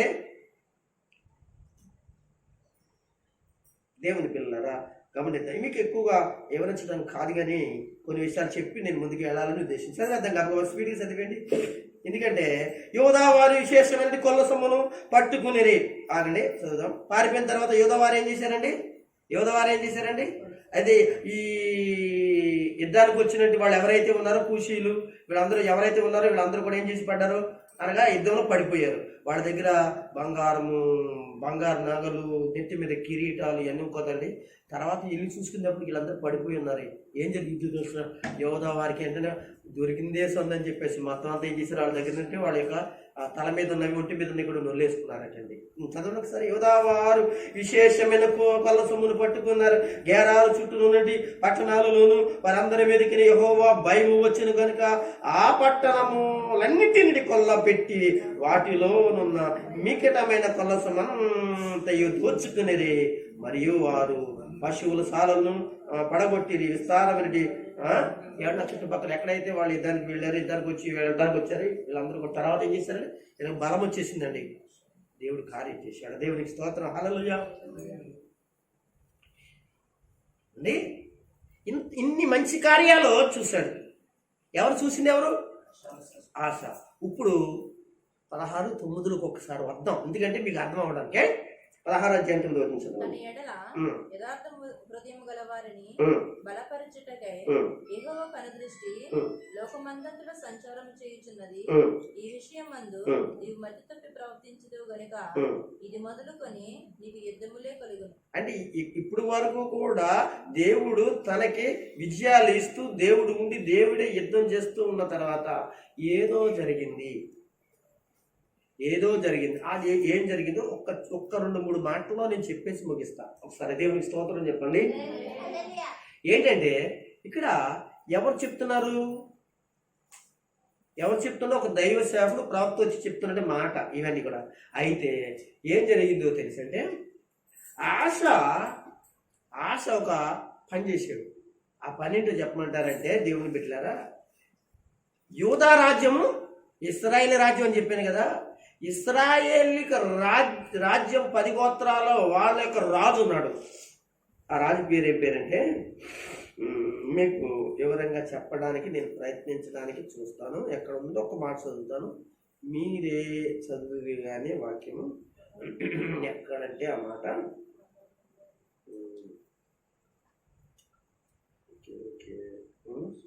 ఎక్కడండి? 16 అధ్యాయము చదవండి. ఆశ ఏలుబడింది 30. అవును, అక్కడే 10వ వచనంలోనే. ఆసా ఏలుబడి యందు 36వ సంవత్సరమున ఇశ్రాయేలు రాజైన బేయాషా ఎవరనైనా బేయాషా ఈ యొక్క రాజు. ఇప్పుడు మనం చెప్పుకునే రాజు ఎవరు? ఆశ. ఈ రాజు ఎవరు? ఈ రాజు ఎక్కడ రాజు? ఇశ్రాయేలు రాజు. ఆశ ఏ రాజు? యోధా రాజు. అయితే ఇక్కడ చదవనక్కర్లేదు, నేను చెప్తాను. ఏంటంటే ఈ బయషా అన్నాడు చూసారా, ఈ 10 గోత్రాల రాజు కదా. ఈ రాజు ఈ రాజ్యంలో ఉన్న ప్రజలు, ఇశ్రాయేలు యొక్క 10 గోత్రాల రాజులు ఏం చేశారంటే, యోధా రాజ్యంలోకి రాకుండా ఏం చేస్తారంటే, వాళ్ళకి అనగా సరిహద్దులో, ఈ దేశానికి ఆ దేశానికి మధ్యలో సరిహద్దులో సరిహద్దు ఏం చేస్తాడంటే పెద్ద గోడ కట్టించేస్తున్నాడండి. మీరే నా గోడ కట్టించేస్తున్నాడు. ఎవరు కట్టిస్తున్నారు? బెరేషా కట్టిస్తున్నాడు. కట్టిస్తుంటే ఎందుకు కట్టిస్తున్నాడు పాస్టర్ గారు అంటే, ఈ దేశం వాళ్ళు ఆ దేశంలోకి రాకుండా, ఆ దేశం వాళ్ళు ఈ దేశంలో రాకుండా. ఇంకో మాట చెప్పాలంటే, ఈ దేశం వాళ్ళు ఆ దేశంలో రాకుండా ఉండాలంటే, ఇప్పటికే ఆశా యొక్క రాజ్యములో ఆ రాజ్యం, యోధా రాజ్యం చక్కగా తొలతూగుతుంది, మంచిగా బాగుంది, అన్ని విధాలుగా బాగుంది. ఇప్పుడు ఇశ్రాయేలీలు ఈ దేశంలోకి వస్తే వ్యాపార రీతిగా కొనడానికి, అమ్ముకోవడానికి, లేకపోతే వెళ్ళి ఎక్కడికి యోధా వాళ్ళేమో అనగా ఇశ్రాయేల్ రాజ్యంలోకి వెళ్ళడానికి అక్కడికి వెళ్ళి వాళ్ళకి డీలింగ్స్ ఉంటాయి కదా. ఎంత ఇడిపోయినప్పటికీ కూడా డీలింగ్స్ ఉంటాయి కనుక వీళ్ళు యోధా వాళ్ళ ఆ దేశానికి వెళ్ళి అక్కడ బాగా వ్యాపారం చేసి బాగా డబ్బు సంపాదిస్తే యోధా దేశం ఇంకా డెవలప్ అయిపోతుంది, డబ్బు బాగా సంపాదించేస్తారు అని చెప్పేసి వాళ్ళు రాకుండా ఈ బైరస్ ఏం చేస్తారని తెలిసి గోడ కట్టించేస్తారు. మీకు అర్థమవుతుంది? మీకు గుప్తంగా చెప్తున్నాను. గోడ కట్టించేస్తున్నాడండి. గోడ కట్టించేస్తుంటే ఈ సంగతి ఎవరు తెలిసింది? ఆశకు తెలిసింది. ఈ ఆశ తెలిసినప్పుడు ఆశ ఎక్కడికి వెళ్ళాలి? ఎవరి దగ్గరికి వెళ్ళాలి? దేవుని దగ్గరికి వెళ్ళాలి. అందుకే ఇక్కడ మరి ఇక్కడ ఏమి ప్రాప్తం వచ్చి తిడుతున్నాడు. ఏమని? నువ్వు మతి తప్పు చేస్తున్నావు, ఈ పనులు దేవుని దగ్గరికి వెళ్ళాలని దేవుని దగ్గరికి అంటాం. మనకి అంతకుముందు దేవుని దగ్గరికి వెళ్ళినాడే, అంతకుముందు దేవుని దేవుడు అంటే యథార్థంగా బ్రతికినాడే, దేవుని సన్నిధిలో ప్రార్థన చేస్తున్నాడే. ఇప్పుడు ఇంతగా ఒత్తిడి ఎక్కడికో పైకి వెళ్ళిపోయిన వాడే ఇప్పుడు తను స్థిరపడిన తర్వాత అంతా వచ్చేసిన తర్వాత ఏం చేస్తున్నాడంటే ఎవరికంటే సిరియా రాజుకి కౌరవిస్తున్నాడు, వర్తమానం పంపుతున్నాడు. ఏ రాజు అండి? ఏ దేశపు రాజు అండి? ఆయన సిరియా దేశపు రాజు కౌరవించి ఏమంటున్నాడు తెలుసా? ఇదిగో మాకును అలాగే ఇశ్రాయేలు రాజుకు మైన గోడ కట్టేస్తున్నారు. అయితే నీ తండ్రికి నా తండ్రికి ఒక స్నేహం ఉంది. మీకు అర్థమవుతుందండి? ఎవరి తండ్రికి? ఆశా యొక్క తండ్రికి, అలాగే సిరియా రాజు బెనహాదా అనేటువంటి వాని యొక్క తండ్రికి స్నేహం ఉంది. కనుక ఆ స్నేహం వల్ల చాలా యుద్ధాలు అవి కూడా చేసుకున్నప్పుడు సహకరించుకున్నాం. అలాగే మనిద్దరం కూడా ఫ్రెండ్స్గా ఉందాం. నువ్వు నా ఫ్రెండ్, నేను నీ ఫ్రెండ్ అనే. కనుక దయచేసి ఆశ ఏం చేస్తాడు, కొంత బంగారం, డబ్బు, గుడ్డు గుదిగారు అని చెప్పి ఆ దేశంలో ఉన్న అన్ని కూడా ఏం చేస్తాడు, కొంచెం కానుకలు లంచంగా పంపించి ఏం చేస్తాడు, నీ సైన్యాన్ని ఏం చేస్తామంటే ఇశ్రాయేలీల మీదకి అనగా ఆ గోడ విషయంలో కొంచెం యుద్ధానికి సహకరించినట్లు బాగుంటుంది అన్నట్లుగా చెప్తే అప్పుడు ఇక్కడ ఎవరు చెప్పారు? అతని పేరు ఇక్కడ చదువుతాం మనం. అక్కడ 2వ అధ్యాయం లాస్ట్ వచనంలో దమస్కులోను నివాసం వచ్చేయు సిరియా రాజుకు బెన్హదదు అనగా వద్దకు దూతలను చేత పంపించాడు. ఎవరు? నా తండ్రికి నీ తండ్రికి కలిగి ఉన్నట్లుగానే నాకును నీకును సంధి కలిగి ఉన్నది కనుక ఎన్ని బంగారము నీకు పంపి ఉన్నాను. ఇశ్రాయేలు రాజైన బెరెషు నన్ను విడిచి అవతలకి పోనట్లుగా నీవు అతనితో చేసి ఉన్న సంధిని భంగము చేయమని అనగా వర్తమానం అయిపోయాడండి. కనుక వాళ్ళిద్దరికి కుదిరినట్లుంది. కనుక అలా కాదు, మన ఇద్దరం ఫ్రెండ్స్, మీ బాబు మా బాబు ఫ్రెండ్స్ అంటున్నాడండి. ఇది ఎక్కడికి పంపించాడండి? ఇప్పుడు మనుషుల దగ్గరికి వర్తమానం, మనుషుల సహాయమా, మనుషుల యొక్క అవసరతలా? ఇప్పుడు దాకా నీ జీవితంలో అనగా ఇన్ని సంవత్సరాల అంటే 41 సంవత్సరం పరిపాలన చేసాడండి అతను. అన్ని సంవత్సరాలు పరిపాలన చేసిన తన జీవితంలో దేవుడు అనేకమైన ఎన్నో ఉన్నాయండి. 30 సంవత్సరాల యొక్క 38 సంవత్సరాల జీవితంలో ఎన్నో అద్భుతాలు దేవుని ద్వారా చూసినవాడు. అల్పుడు అయోధ్యుడు, ఎన్నికలేని వాడిని నేను, దరిద్రుడు, నాకు సహాయం ఎక్కడి నుంచి వస్తుందని దేవుని దగ్గర పడి ఏడ్చున్నాడు.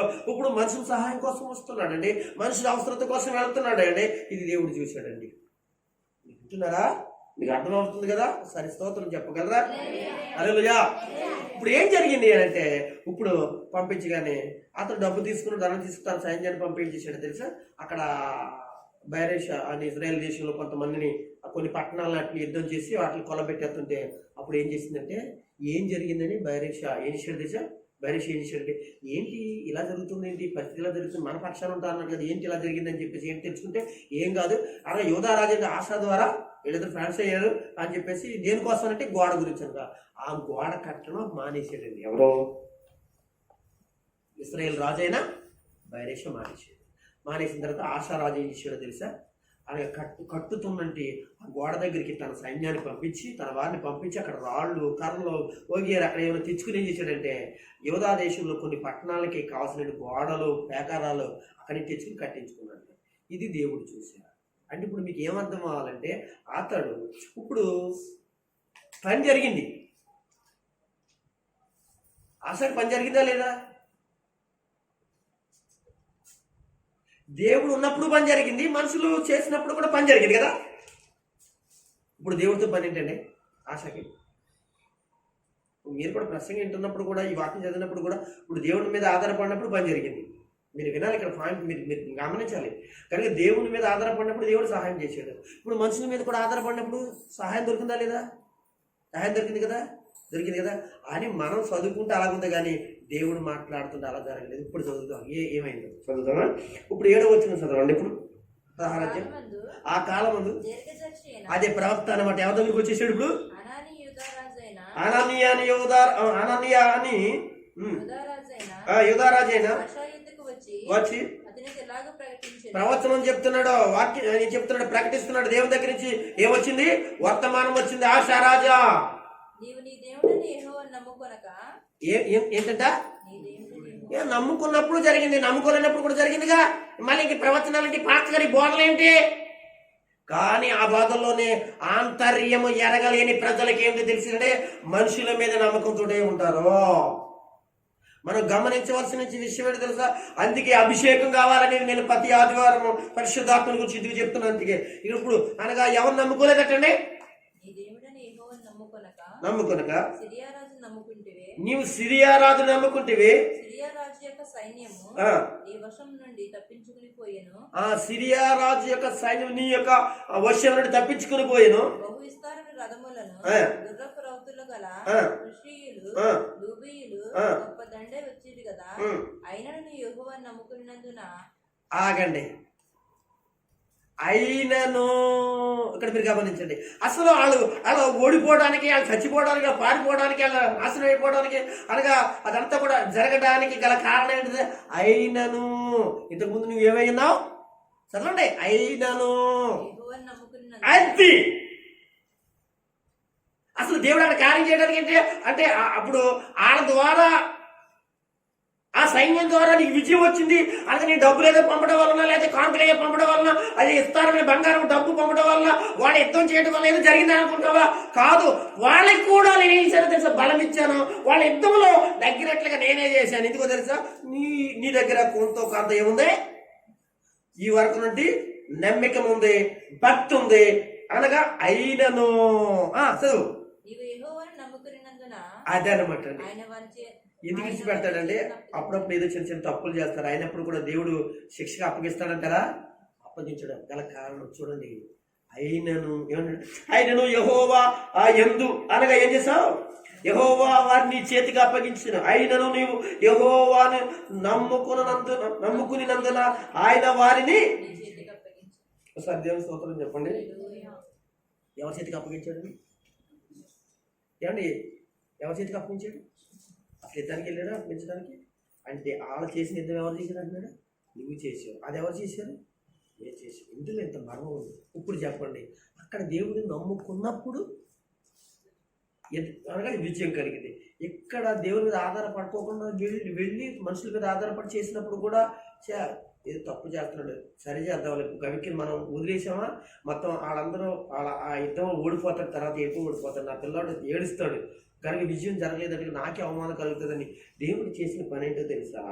ఆయనకి విజయాన్ని ఇచ్చినట్లుగా మనం చూస్తున్నాం. విస్తారమైన రథములను, గుర్రములను, రౌతుల కూషీలను, లూబీలను, గొప్ప దండ వచ్చింది కదా. ప్రశ్న కదా, వచ్చింది కదా, దండు వచ్చినది కదా కదా అని అక్కడ ప్రశ్న వేసాడు. అక్కడ మరి తర్వాత ఏం జరిగింది? వచ్చింది కదా అంటే వాళ్ళు కొట్టేశారు, వాళ్ళు చంపేశారని మీరు అనుకుంటున్నారు కదా. ప్రతి చోట ఫుల్ స్టాప్ దగ్గర, కామా దగ్గర, ప్రశ్న దగ్గర మనం నిలబడి మనం ఆలోచించట్లేదు కదా. అంటే అర్థం ఏంటి? అంటే వాళ్ళని పక్షాన్ని డబ్బులు ఇచ్చినంతలోనే వాళ్ళు గెలిపించేశారు నేను అనుకున్నావా? నేనున్నా, నా విషయం మర్చిపోకు. ఎంత మంచి మాట్లాడి నేను చెప్తుంటే ఆశ్చర్యంగా ఉంది. కొన్ని కొత్త విషయాలు నాకే దేవుడు నేర్పిస్తున్నాడు. హల్లెలూయా, ఎంత మంచి దేవుడు. చూడండి కదా. అయినను అసలు ఏం జరిగిందో తెలుసా? అలా ఏం జరిగింది? అయినను నీవు యెహోవాను నమ్ముకుని నందున ఆయన వారిని ఎవరి చేతికి అప్పగించారో వాళ్ళ చేతికి అప్పగించానన్నాడు, మీ చేతికి అప్పగించానన్నాడు. చూసారా? వాళ్ళందరూ కూడా ఓడిపోవడానికి, వాళ్ళందరూ అనగా చేయడానికి ఎత్తుకెళ్ళి నేనున్నాను రా బాబు అంటూ చెప్తూ అప్పగించాను. తన ఎడల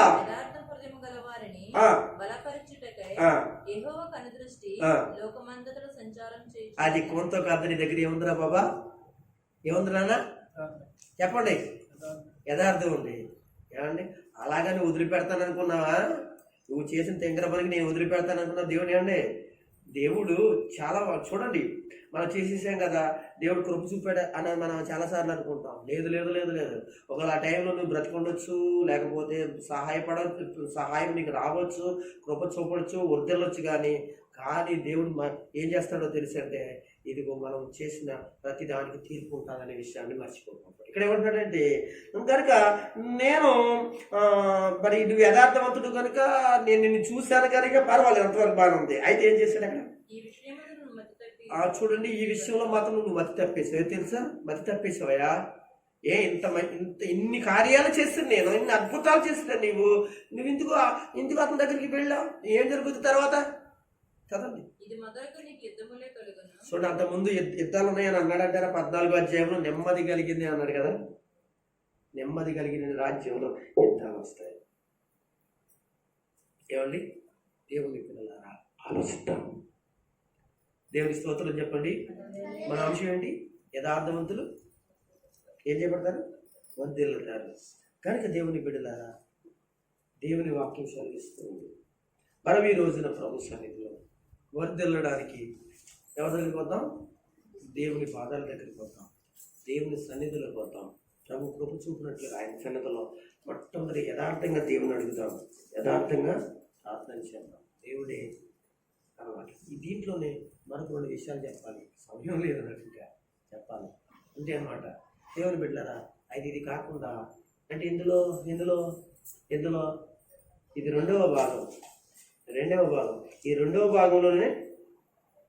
భాగంలోనే నేను చెప్పాల్సినవి ఉన్నాయి, కానీ టైం లేదు. కానీ 3వ భాగంలో ఏదో ఇందులోనే ఇది దేవుడు ఎవరిని వర్ధిల్ల చేస్తాడు అంశంలోనే ఏదో సంగతులు వచ్చే శనివారం మనం చెప్పుకోబోతున్నాం. ఎవరు వర్ధిల్లుతారు, ఏ విషయాలు వర్ధిల్లుతారు, ఏం చేస్తే వర్ధిల్లుతారో, ఎలాంటి పరిస్థితులు వర్ధిల్లారు బైబిల్లో బాగున్నారు అనే విషయాలు వచ్చే వారంలో నేను అనుకున్నాను. 2వ భాగంగా మొత్తం ముగిద్దాం అనుకున్నాను, కానీ 3వ భాగంలో కూడా చెప్పవలసిన విషయాలు ప్రభు కృప చూపినట్లుగా ఇంకా కొన్ని విషయాలు మన మధ్యన ఉన్నాయి. మనం చెప్పుకున్నాం. దేవుని చిత్తమైతే వచ్చే వారంలో ఈ విషయాలన్నీ మాట్లాడుకుందాం. దేవుడి మాటలు మనందరి ఇంట్లో ప్రభు దీవించి ఆశీర్వదించి వర్ధిల్ల చేసి ప్రభు కొరకు సిద్ధపరచును గాక.